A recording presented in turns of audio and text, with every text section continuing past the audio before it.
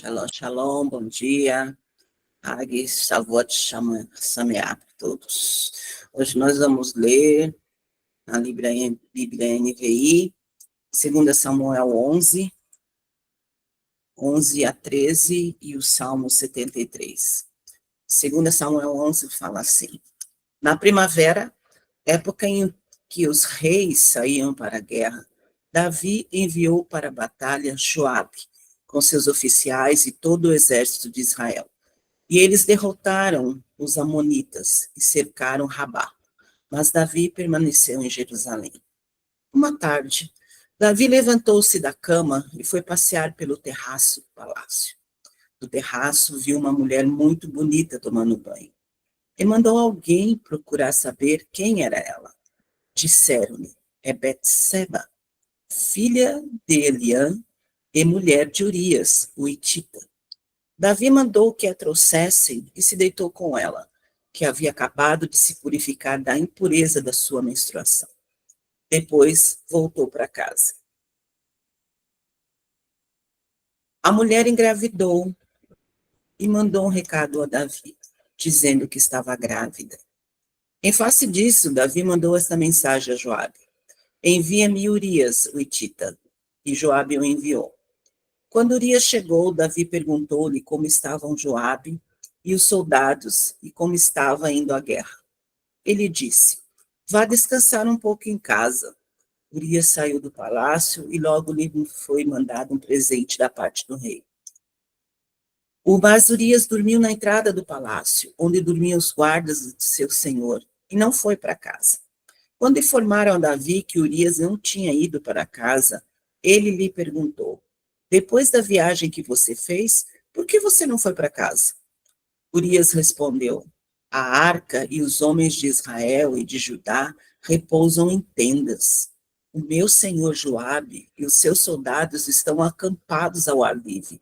Como eu poderia como poderia eu ir para casa para comer, beber e deitar-me com minha mulher? Juro por teu nome e por tua vida que não farei coisa dessas. Então Davi lhe disse: fique aqui mais um dia. Amanhã eu o mandarei de volta. Urias ficou em Jerusalém, mas no dia seguinte, Davi o convidou para comer e beber e o embriagou. À tarde, porém, Urias saiu para dormir em sua esteira, onde os guardas de seu senhor dormiam, e não foi para casa. De manhã, Davi enviou uma carta a Joabe por meio de Urias. Nela escreveu: ponha Urias na linha de frente e deixe onde o combate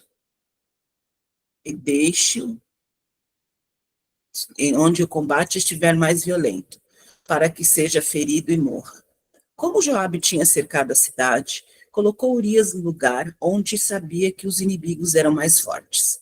Quando os homens da cidade saíram e lutaram contra Joabe, alguns dos oficiais da guarda de Davi morreram, e morreu também Urias, o hitita.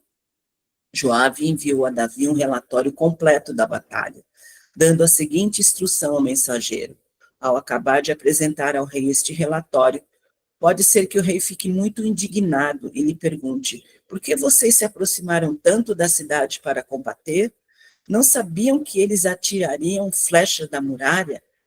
Em Tebes, quem matou Abimelec, filho de Jerubessete, não foi uma mulher que da muralha atirou-lhe uma pedra de moinho e ele morreu? Por que vocês se aproximaram tanto da muralha? Se ele perguntar-lhe isso, diga-lhe: e morreu também o teu servo Urias, o hitita. O mensageiro partiu, e ao chegar contou a Davi tudo o que Joabe lhe havia mandado falar, dizendo: eles nos sobrepujaram e saíram contra nós em campo aberto, mas nós os fizemos retroceder para a porta da cidade. Então os flecheiros atiraram do alto da muralha contra os teus servos e mataram alguns deles, e morreu também o teu servo Urias, o hitita. Davi mandou um mensageiro dizer a Joabe: não fico preocupado com isso, pois a espada não escolhe a quem devorar. reforce o ataque à cidade até destruí-la. E ainda insistiu com o mensageiro que encorajasse Joabe. Quando a mulher de Urias soube que seu marido havia morrido, ela chorou por ele. Passado o luto, Davi mandou que a trouxessem para o palácio, e ela se tornou sua mulher e teve um filho com ele. Mas o que Davi fez desagradou ao Senhor.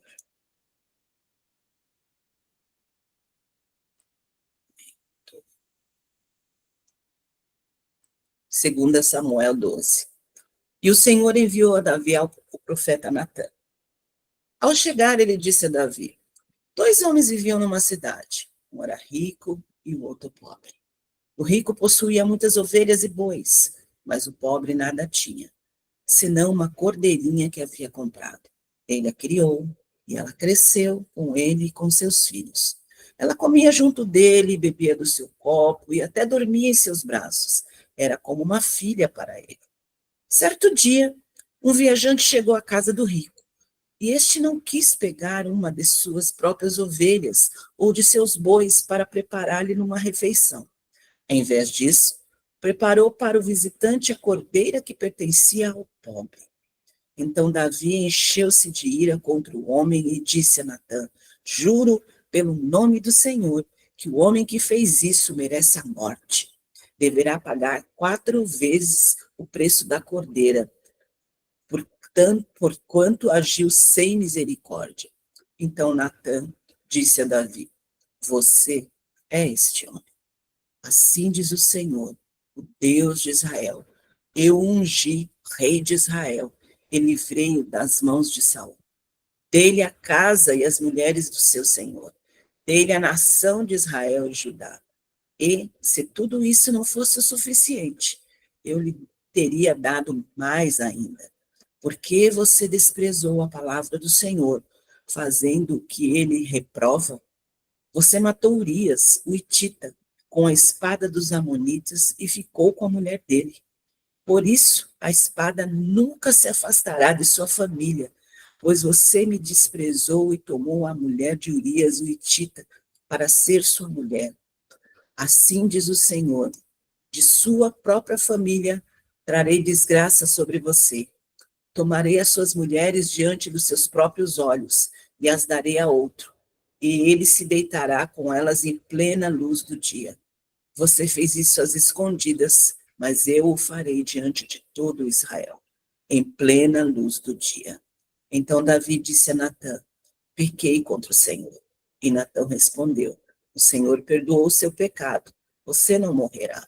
Entretanto, uma vez que você insultou o Senhor, o menino morrerá. Depois que Natã foi para casa, o Senhor fez adoecer o filho que a mulher de Urias dera a Davi. Davi implorou a Deus em favor da criança. Ele jejuou e, entrando em casa, passou a noite deitado no chão. Os oficiais do palácio tentaram fazê-lo levantar-se do chão, mas ele não quis e recusou comer. 7 dias depois, a criança morreu. Os conselheiros de Davi estavam com medo de dizer-lhe que a criança estava morta e comentavam: enquanto a criança ainda estava viva, falamos com ele e ele não quis escutar-nos. Como vamos dizer-lhe que a criança morreu? Ele poderá cometer alguma loucura. Davi, percebendo que seus conselheiros cochichavam entre si, compreendeu que a criança estava morta e perguntou: a criança morreu? Sim, morreu, responderam eles. Então Davi levantou-se do chão, lavou-se, perfumou-se e trocou de roupa. Depois entrou no santuário do Senhor e adorou. E voltando ao palácio, pediu que lhe preparasse uma refeição e comeu. Seus conselheiros lhe perguntaram: por que ages assim? Enquanto a criança estava viva, jejuaste e choraste. Mas, agora que a criança está morta, te levantas e comes? Ele respondeu: enquanto a criança ainda estava viva, jejuei e chorei. Eu pensava: quem sabe, talvez o Senhor tenha misericórdia de mim e deixe a criança viver. Mas agora que ela morreu, por que deveria jejuar? Poderia eu trazê-la de volta à vida? Eu irei até ela, mas ela não voltará para mim. Depois Davi consolou sua mulher Betseba e deitou-se com ela. E ela teve um menino, a quem Davi deu o nome de Salomão, e o Senhor o amou. E por isso enviou o profeta Natã para dizer a Davi que o menino deveria chamar-se Gedidias. Enquanto isso, Joabe atacou Rabá dos amonitas e conquistou a fortaleza real. Então mandou mensageiros a Davi, dizendo: lutei contra Rabá e apoderei-me dos seus reservatórios de água. Agora, convoca o restante do exército, cerca a cidade e conquista, senão eu terei a fama de havê-la conquistado. Então Davi convocou todo o exército, foi a Rabá, atacou a cidade e a conquistou. A seguir, tirou a coroa da cabeça de Milcom, uma coroa de ouro de 35 quilos, ornamentada com pedras preciosas. E ela foi colocada na cabeça de Davi, e ele levou uma grande quantidade de bens da cidade. E levou também os seus habitantes, designando-lhes trabalhos com serras, picaretas e machados, além da fabricação de tijolos. Davi fez assim com todas as cidades amonitas. Depois voltou com todo o seu exército para Jerusalém. 2 Samuel 13. Depois de algum tempo, Amon, filho de Davi, apaixonou-se por Tamar. Ela era muito bonita e era irmã de Absalão, outro filho de Davi. Amon ficou angustiado a ponto de adoecer por causa de sua meia-irmã Tamar, pois ela era virgem e parecia-lhe impossível aproximar-se dela. Amon tinha um amigo muito astuto chamado Jonadab, filho de Simeia, irmão de Davi. Ele perguntou a Amon: filho do rei, por que todo dia você está abatido? Quer me contar o que passa? Amon lhe disse: estou apaixonado por Tamar, irmã de meu irmão Absalão. Então disse Jonadab: vá para a cama e finge estar doente. Quando seu pai vier visitá-lo, diga-lhe: permite que minha irmã Tamar venha dar-me comer. Gostaria que ela preparasse a comida aqui mesmo e me servisse. Assim poderei vê-la. Amon atendeu e deitou-se na cama, fingindo-se de doente. Quando o rei foi visitá-lo, Amon lhe disse: eu gostaria que minha irmã Tamar viesse e preparasse 2 bolos aqui mesmo e me servisse.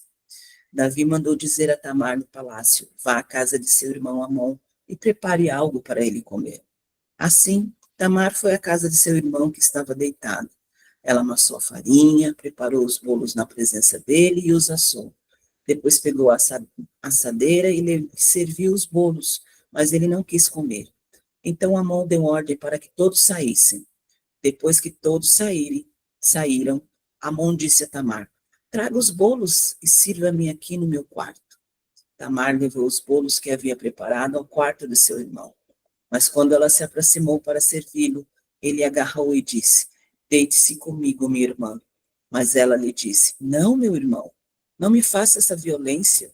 Não se faz uma coisa dessas em Israel. Não cometa essa loucura. O que seria de mim? Como eu poderia livrar-me da minha desonra? E o que seria de você?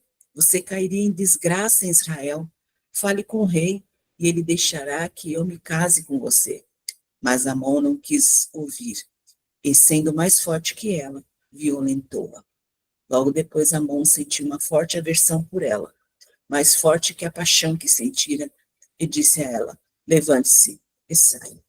Mas ela lhe disse: não, meu irmão, mandar-me embora seria pior do que o mal que você já me fez. Ele, porém, não quis ouvi-la, e chamando seu servo, disse: põe esta mulher para fora daqui e tranque a porta. Então o servo a pôs para fora e trancou a porta. Ela estava vestindo uma túnica longa, pois esse era o tipo de roupa que as filhas virgens do rei usavam desde a puberdade. Tamar pôs cinza na cabeça, rasgou a túnica longa que estava usando e se pôs a caminho com as mãos sobre a cabeça, chorando em alta voz. Absalão, seu irmão, lhe perguntou: seu irmão Amon lhe fez algum mal? Agora calme-se, minha irmã. Ele é seu irmão. Não se deixe dominar pela angústia. E a Tamar, muito triste, ficou na casa de seu irmão Absalão. Ao saber de tudo isso, o rei ficou furioso. E Absalão não falou nada com Amon, nem bem, nem mal, embora o odiasse por ter violentado sua irmã Tamar. 2 anos depois, quando os tosqueadores de ovelhas de Absalão estavam em Baal-Razor, perto da fronteira de Efraim, Absalão convidou todos os filhos do rei para se reunirem com ele. Absalão foi ao rei e lhe disse: Eu, teu servo, estou tosqueando as ovelhas e gostaria que o rei e os seus conselheiros estivessem comigo. Respondeu o rei: Não, meu filho, não iremos todos, pois isso seria um peso para você. Então embora Absalão insistisse, ele se recusou a ir, mas o abençoou. Então Absalão lhe disse: Se não queres ir, permite, por favor, que o meu irmão Amon vá conosco. O rei perguntou: Mas por que ele iria com você? Mas Absalão insistiu tanto que o rei acabou deixando que Amon e os seus outros filhos fossem com ele. Absalão ordenou aos seus homens: Ouçam, quando Amon estiver embriagado de vinho e eu disser: Matem Amon, vocês o matarão. Não tenham medo, eu assumo a responsabilidade. Sejam fortes e corajosos. Assim, os homens de Absalão mataram Amon, obedecendo às suas ordens. Então, todos os filhos do rei montaram em suas mulas e fugiram. Estando eles ainda a caminho, chegou a seguinte notícia ao rei: Absalão matou todos os teus filhos, nenhum deles escapou.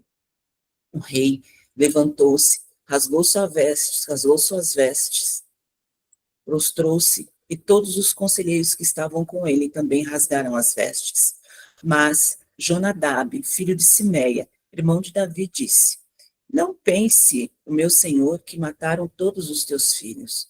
Somente Amon foi morto. Essa era a intenção de Absalão desde o dia que Amon violentou Tamar, irmã dele. O rei, meu senhor, não deve acreditar que todos os seus filhos estão mortos. Apenas Amon morreu. Enquanto isso, Absalão fugiu. Nesse meio tempo, o sentinela viu muita gente que vinha pela estrada de Ronanaim, descendo pela encosta da colina, e disse ao rei: Vejo homens vindo pela estrada de Horonaim, na encosta da colina. E Jonadab disse: São os filhos do rei. Aconteceu como teu servo disse. Acabando de falar, os filhos do rei chegaram, chorando em alta voz. Também o rei e todos os seus conselheiros choraram muito. Absalão fugiu para o território de Talmai, filho de Amiúde, rei de Gessur. E o rei Davi pranteava por seu filho todos os dias. Depois que Absalão fugiu para Gessur, lá permaneceu 3 anos. A ira do rei contra Absalão cessou, pois ele se sentia consolado diante da morte de Amon. Salmo 73. Certamente Deus é bom para Israel, para os puros de coração. Quanto a mim, os meus pés quase tropeçaram, por pouco não escorreguei, pois tive inveja dos arrogantes quando vi a prosperidade desses ímpios. Eles não passam por sofrimento e têm um corpo saudável e forte. Estão livres dos fardos de todos, não são atingidos por doenças como os outros homens. Por isso, o orgulho deles lhes serve de colar e se vestem de violência. Do seu íntimo brota maldade, da sua mente transbordam maquinações. Eles zombam e falam com más intenções. Em sua arrogância, ameaçam com opressão. Com a boca, arrogam a si os céus, e com a língua se apossam da terra. Por isso, o seu povo se volta para eles e bebem suas palavras até saciar-se. Eles dizem: Como saberá Deus? Terá conhecimento o Altíssimo? Assim são os ímpios, sempre despreocupados, aumentam suas riquezas. Certamente foi-me inútil manter puro o coração e lavar as mãos na inocência, pois o dia inteiro sou afligido e todas as manhãs sou castigado. Se eu tivesse dito, falarei com eles, teria traído os teus filhos. Quando tentei entender tudo isso, achei muito difícil para mim, até que entrei no santuário de Deus. Então compreendi o destino dos ímpios. Certamente os pões em terreno escorregadio e os fazes caírem na ruína, como são destruídos de repente, completamente tomados de pavor. São como um sonho que se vai quando a gente acorda. Quando te levantares, Senhor, tu os farás desaparecer. Quando o meu coração estava amargurado e no íntimo eu sentia inveja, agi como insensato e ignorante. Minha atitude para contigo era de um animal irracional. Contudo, sempre estou contigo. Tomas a minha mão direita e me sustens. Tu me diriges com teu conselho e depois me receberás com honras. A quem tenho no céu senão a ti? E na terra nada mais desejo além de estar junto a ti. O meu corpo e meu coração poderão fraquejar, mas Deus é a força do meu coração e a minha herança para sempre. Os que te abandonam sem dúvida perecerão. Tu destróis todos os infiéis, mas, para mim, bom é estar perto de Deus. Fiz do soberano Senhor o meu refúgio. Proclamarei todos os teus feitos. Amém.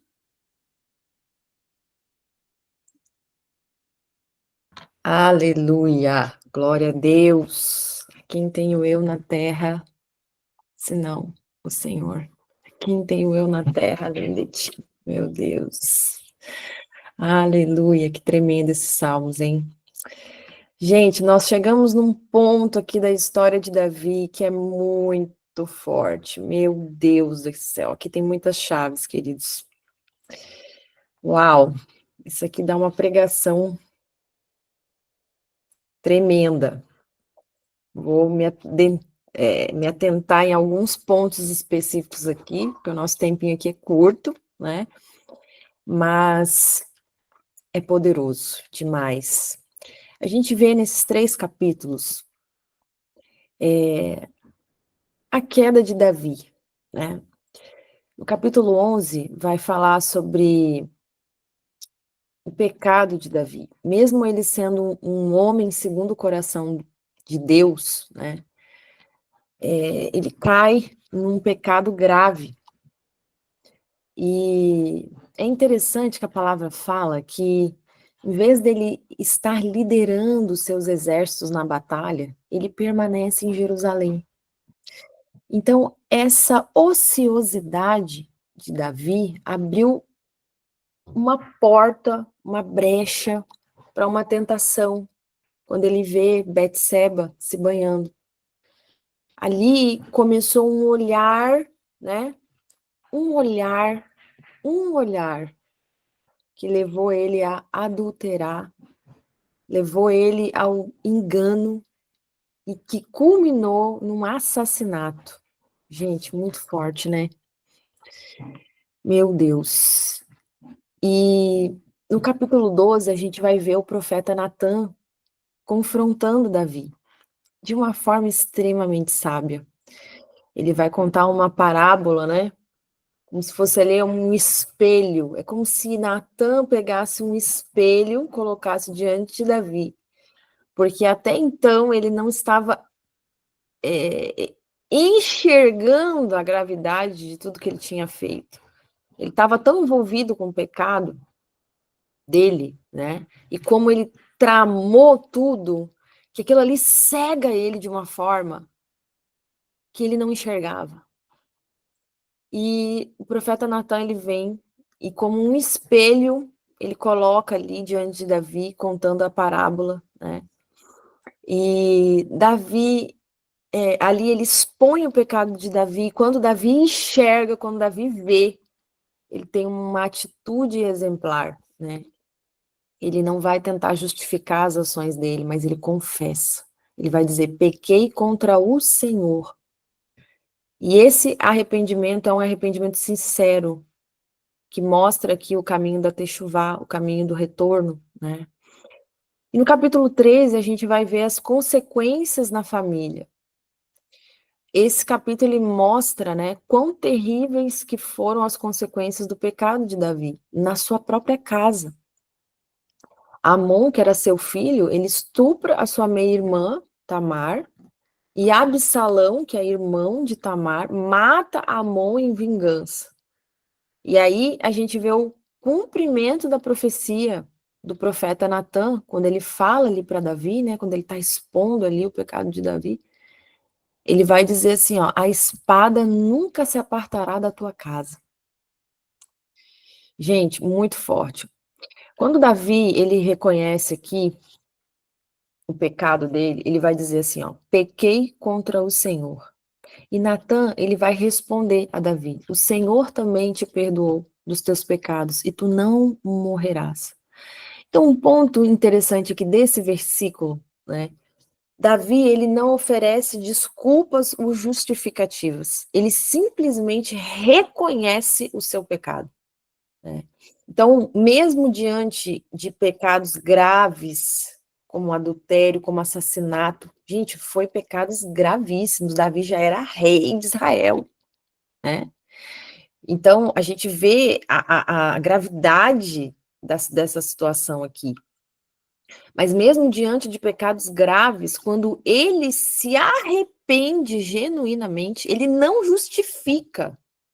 A gente vê aqui o hesed de Deus, a bondade amorosa de Deus, né, em ação, porque quando ele responde ao profeta Natã que ele pecou contra o Senhor, Natã responde a Davi: o Senhor também te perdoou do teu pecado e tu não morrerás.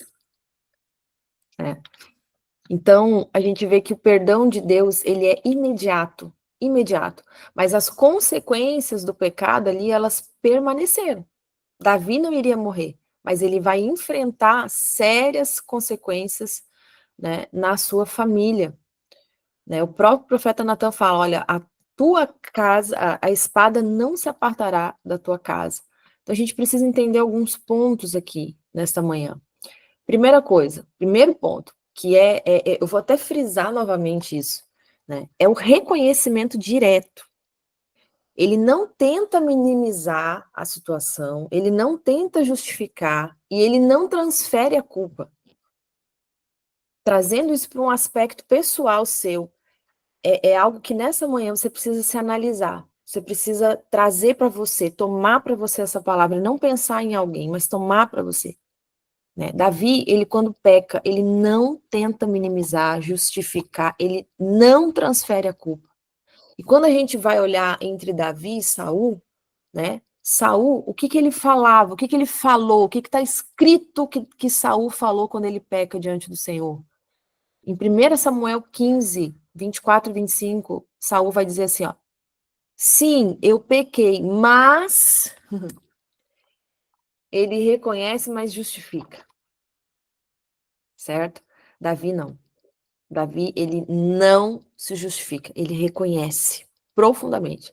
E ele fala uma coisa muito interessante, porque embora Davi ele tenha pecado contra Batseba, contra Urias e contra todo Israel, porque ele era rei, a responsabilidade dele era extremamente grande, não era uma responsabilidade só da vida dele, né? Mas ele era rei de Israel. Então ele peca ali contra Batseba, Urias e todo Israel, mas ele reconhece que fundamentalmente o seu pecado era contra Deus.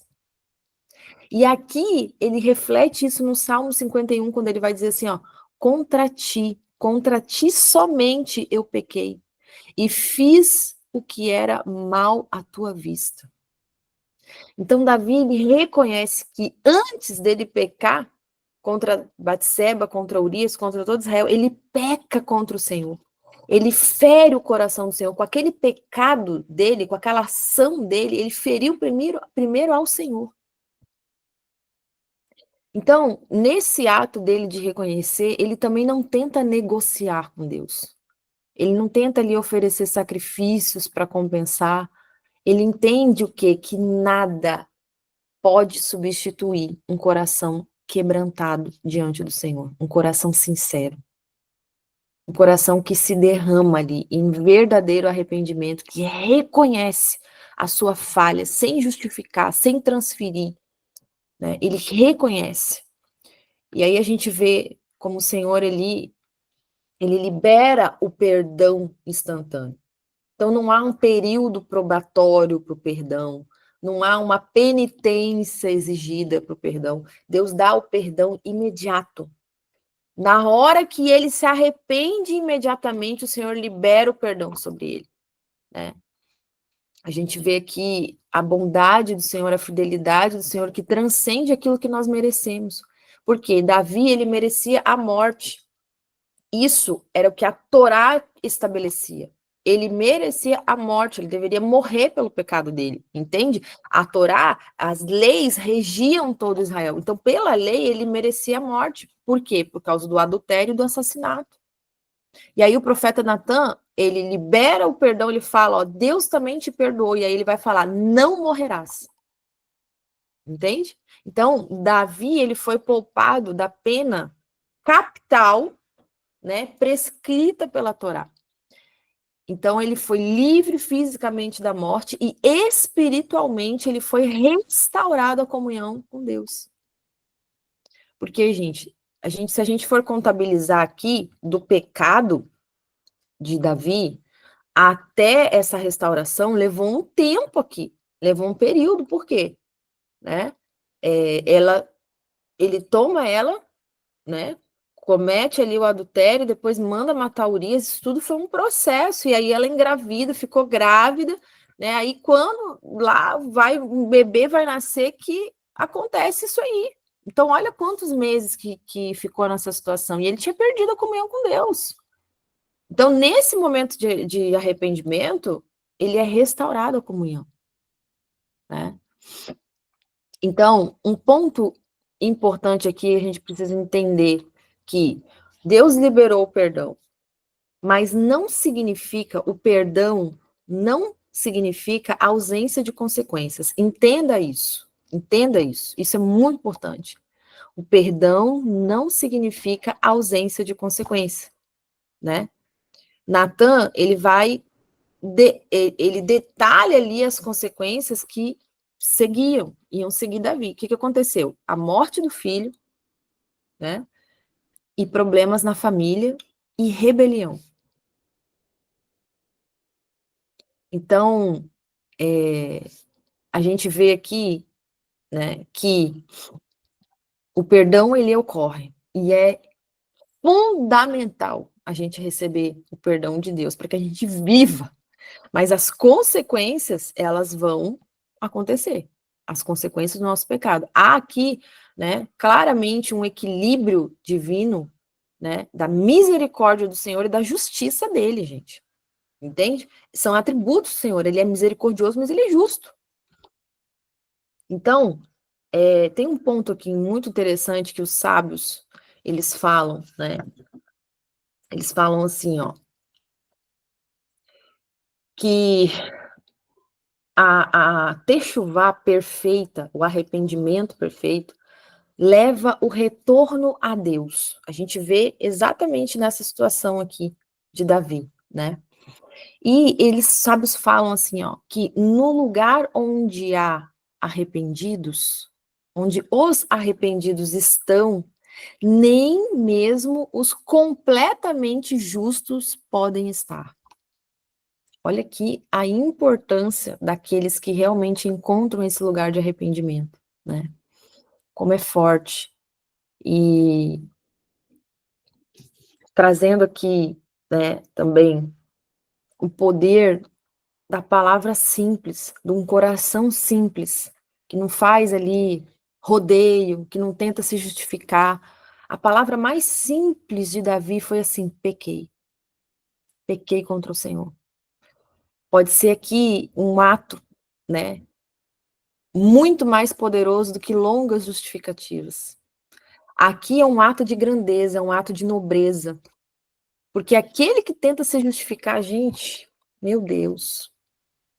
A pessoa acha que às vezes ela vai ter algum mérito se justificando, né?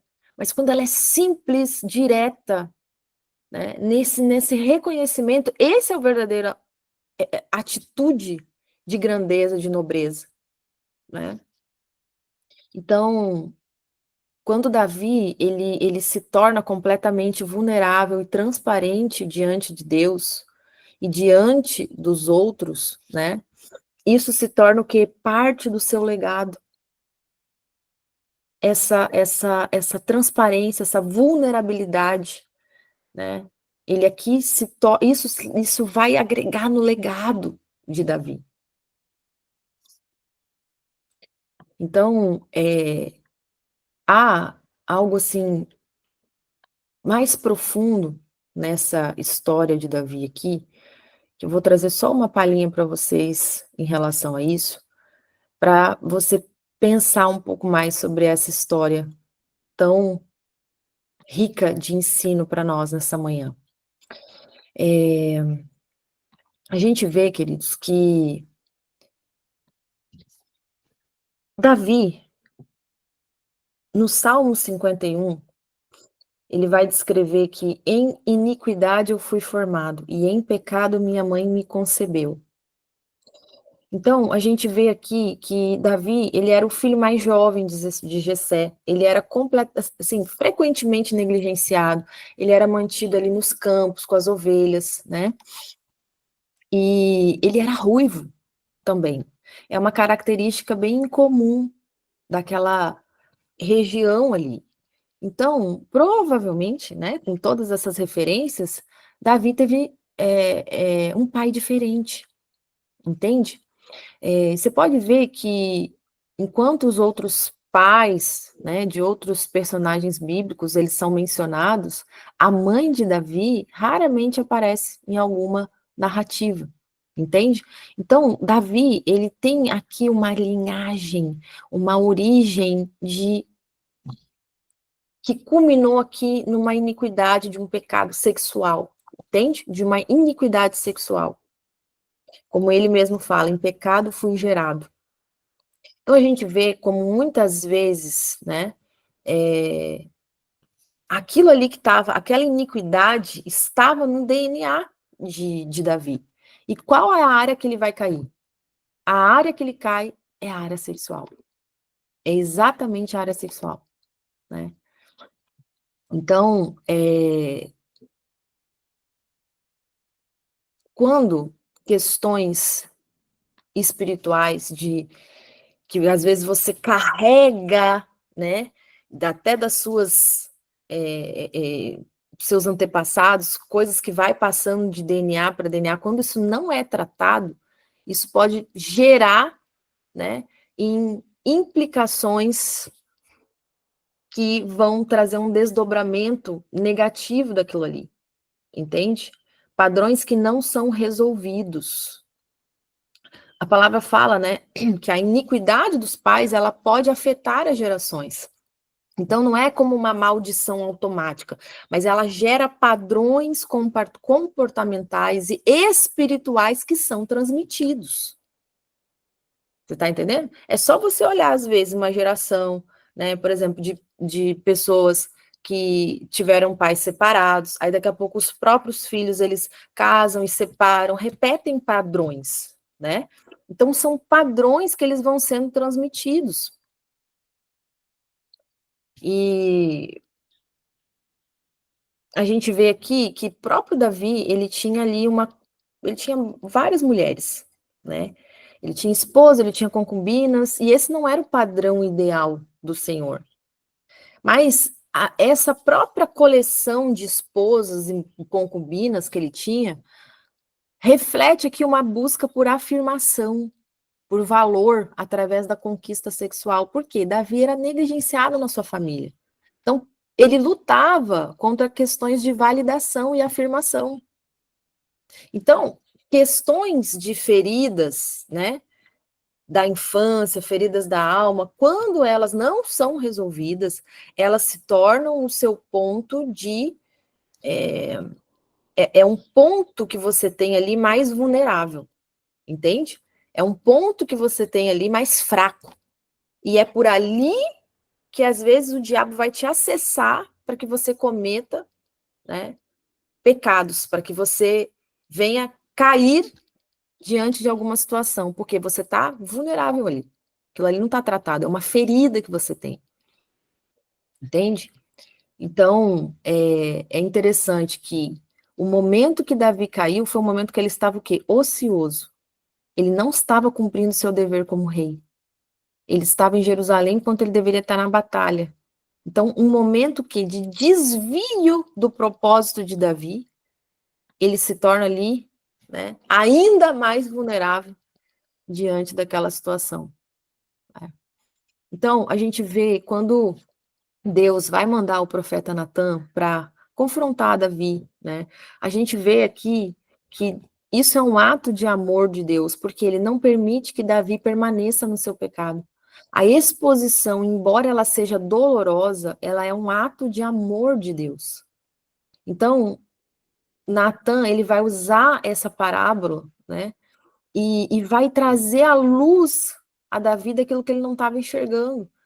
Então, como a gente precisa ter essa sensibilidade, da gente pedir para o Senhor abrir os nossos olhos, a gente enxergar o que a gente não está vendo, né? Porque muitas vezes a gente comete um ato de pecado e a gente acha que está tudo bem, e a gente vai levando a vida daquela forma, e cada vez mais ele está se afastando da comunhão do Senhor, né? E tu tá numa situação extremamente perigosa, porque o pecado ele vai te levar à morte, morte física, morte espiritual, né? Mas quando Natan ele vem e expõe aquilo ali, Davi consegue enxergar e a comunhão dele com Deus é restaurada, né? Então, quando ele fala para Davi, né? Tu é este homem, aí descortina. É um momento de clareza, onde Davi ele finalmente vai se enxergar ali naquele momento, né?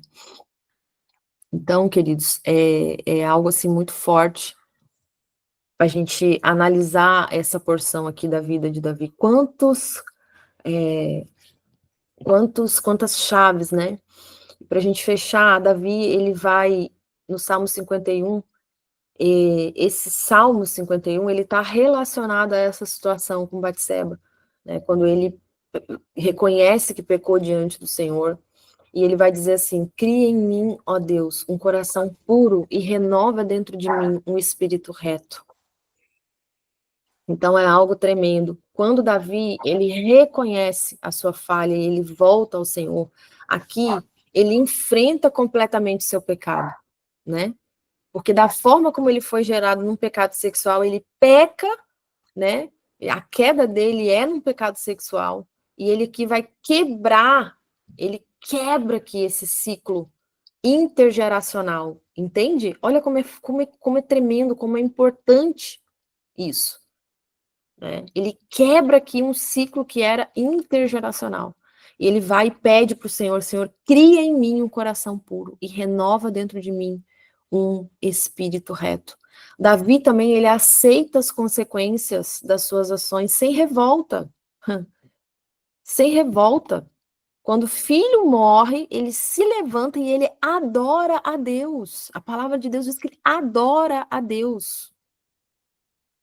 Então, ele aceita a consequência do próprio pecado, né? E a gente vê que depois disso vai nascer Salomão. Então, de uma união que começou em pecado, né?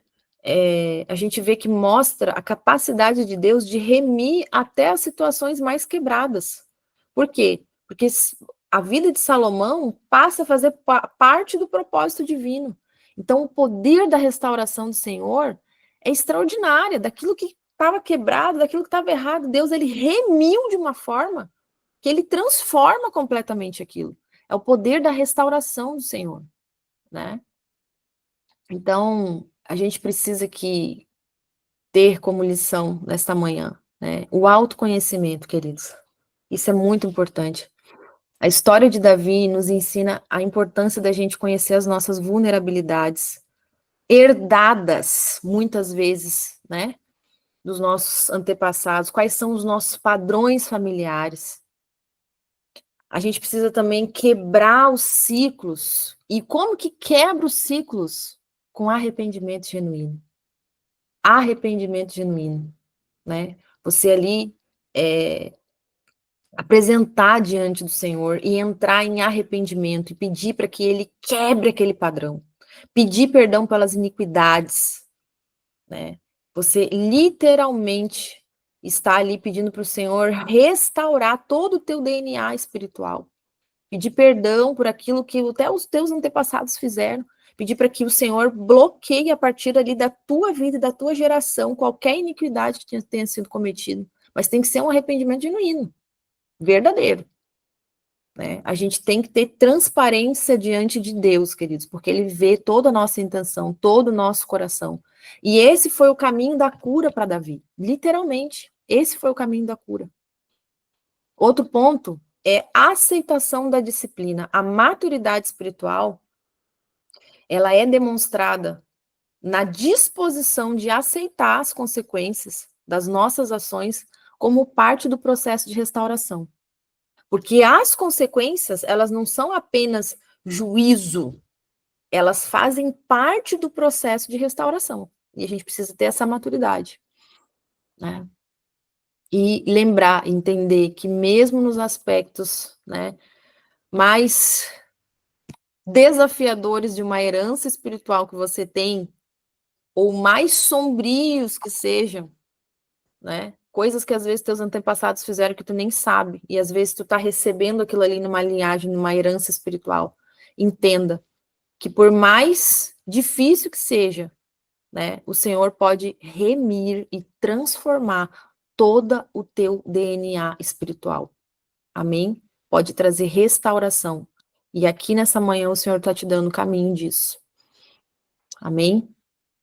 Então, assim que o Senhor faz, queridos, Deus trabalha, né, na nossa humanidade quebrada, muitas vezes. Ele expõe áreas que não foram tratadas, não para nos condenar. Entenda que isso era algo que estava dentro de Davi e que precisava ser exposto para ser tratado.